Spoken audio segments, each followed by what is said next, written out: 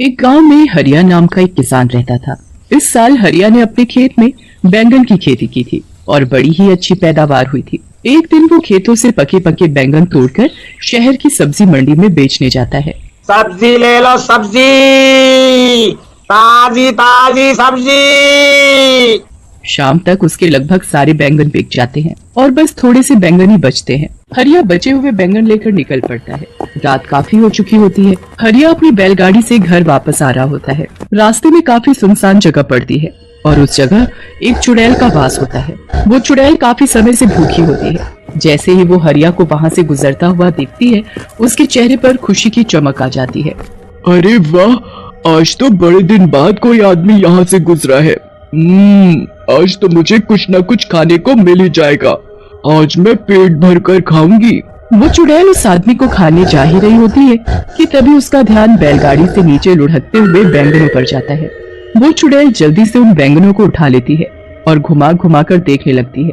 उसके बाद वो एक बैंगन खाकर देखती है तो उसे वो बड़ा ही स्वाद लगता है।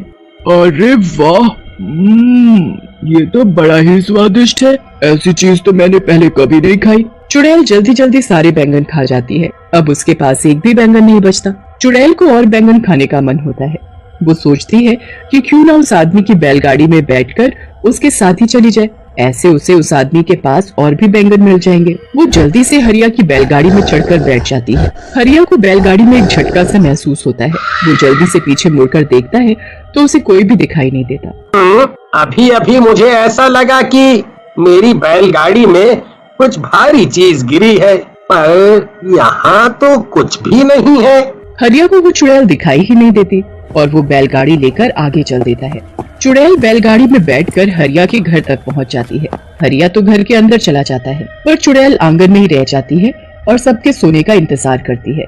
लता, अरे ओ लता, जरा एक गिलास पानी तो लेकर आ। अरे आप आ गए, मैं अभी पानी और खाना दोनों लेकर आती हूँ। जब तक आप मुंह हाथ धो लो। खाना खाकर सब सो जाते हैं। उसके बाद चुड़ैल उनके घर में आकर बैंगन ढूंढने लगती है। वो घर का एक एक कोना देख लेती है, पर उसे बैंगन तो कहीं नहीं मिलते। चुड़ैल को बड़ा ही गुस्सा आता है। आखिर वो चीज इस आदमी ने कहाँ रखी है? इसकी बैलगाड़ी में थी तो इसके पास और भी जरूर होगी, पर ये उनको रखता कहाँ है? मुझे लगता है इसने उनको और जगह छुपा कर रखा है। मैं भी ढूंढ कर ही रहूंगी। चुड़ैल सुबह होने और हरिया के उठने का इंतजार करने लगती है। जैसे ही हरिया सुबह उठकर नहा धोकर खेतों में जाता है, चुड़ैल भी उसके पीछे पीछे निकल पड़ती है। हरिया खेतों में जाकर काम करने लगता है। चुड़ैल को अब दूर से ही ढेर सारे बैंगन दिख जाते हैं। वो तो खुशी से पागल हो जाती है। मिल गए, मिल गए। आखिर ये मुझे मिल ही गए। मुझे लग ही रहा था कि इस आदमी ने इतनी स्वादिष्ट चीज कहीं और छुपा रखी है, पर मैंने आखिरकार ढूंढ ही ली। अब चुड़ैल एक एक करके सारे बैंगन खाने लगती है। हरिया थोड़ी देर के लिए कहीं काम से जाता है और इतने में ही चुड़ैल खेतों में लगे सारे बैंगन खा जाती है। जब हरिया वापस आता है तो खेतों से सारे बैंगन गायब देख बड़ा हैरान होता है। अभी तो इन पर इतने सारे बैंगन लदे हुए थे और अब अचानक सारे के सारे बैंगन ऐसे कैसे गायब हो गए? आजकल तो बाजार में बैंगन की कितनी डिमांड है और यहाँ सारे बैंगन गायब हो गए। मुझे तो बड़ा ही नुकसान हो गया। अब मैं करूँ तो क्या करूँ? हरिया वहाँ सर पकड़कर रोने लगता है। उसके महीनों की मेहनत बर्बाद हो जाती है। चुड़ैल हरिया को ऐसे रोते देखती है तो उसे बहुत ही बुरा लगता है। उसे समझ ही नहीं आ रहा होता कि अब वो कैसे सब कुछ ठीक करे जिससे हरिया का कोई नुकसान ना हो।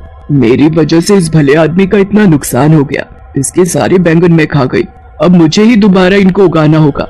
अगले दिन हरिया इस टेंशन में बहुत बीमार पड़ जाता है और उसका खेतों पर जाना बिल्कुल बंद हो जाता है। चुड़ैल इसी चीज का फायदा उठाती है और अगले दिन से खुद खेतों में काम करना शुरू करती है। वो पूरा खेत पहले अच्छे से साफ करती है और फिर उसमें बीज बोती है। उसके बाद वो रोज खेतों में पानी डालने आती है। बड़ी मेहनत के बाद वो बैंगन के पौधे उगने शुरू होते हैं। चुड़ैल उनको देख बड़ी ही खुश होती है। अरे वाह, आखिर मेरी मेहनत रंग ला रही है। आज इसमें पौधे निकलना शुरू हुए हैं, कल ये बड़े भी हो जाएंगे और फिर इनमें बैंगन लगेंगे। चुड़ैल अब उनके बड़े होने का इंतजार करने लगती है, पर वो तो अभी भी वैसे के वैसे ही होते हैं। अब चुड़ैल को समझ आ जाता है कि ये पौधे इतनी जल्दी थोड़ी बड़े हों। फिर वो परेशान हो जाती है कि कैसे उनको जल्दी बड़ा किया जाए। जिससे कि उसमें समय से पहले ही बैंगन उगना शुरू हो जाए। चुड़ैल इस बात का हल निकालने के लिए फिर वापस उसी जगह पर जाती है जहाँ उसका वास था। वहाँ जाकर वो अपनी चुड़ैलों में सबसे शक्तिशाली चुड़ैल के पास जाती है और उससे इसका हल पूछती है। हे चुड़ैलों की चुड़ैल, मुझे कोई ऐसा उपाय दो जिससे मैं जल्दी से खेतों में बैंगन उगा सकूं। क्या? ये तू क्या बोल रही है? तुझे बैंगन की खेती करने की क्या जरूरत पड़ गई? बस मैं क्या बताऊं, मैंने पहली बार बैंगन चखे और वो मुझे इतने स्वाद लगे कि मैंने किसी गरीब और भले आदमी के खेतों के सारे बैंगन खा लिए। बेचारा इस सदमे में बीमार हो गया, बहुत रो रहा था, तो मुझे देखकर बिल्कुल अच्छा नहीं लगा। मैंने उसकी मदद करने की कोशिश की और उसके खेतों में फिर से बैंगन की खेती शुरू कर दी, पर अब वो पौधे अपने तरीके से धीरे धीरे उग रहे हैं। ऐसे तो वो बहुत वक्त लगाएंगे और महीनों में उसमें बैंगन उगेंगे। बेचारा वो आदमी तब तक क्या बेचेगा और कैसे अपना घर चलाएगा? उस बेचारे के घर में उसकी बीवी और 2 छोटे छोटे बच्चे भी हैं। ठीक है, मैं सब समझ गई। चुड़ैल होकर तू किसी इंसान की मदद कर रही है। मैंने तो पहली बार ऐसा देखा है, पर तुझे तो पता ही है मैं कभी किसी चुड़ैल की मदद करने से मना नहीं करती, तो तुझे कैसे कर सकती हूँ? तूने जो चाहा है वो तुझे जरूर मिलेगा, पर थोड़ा कठिन है। तू बता, तू कर पाएगी? हाँ, मैं कर लूंगी।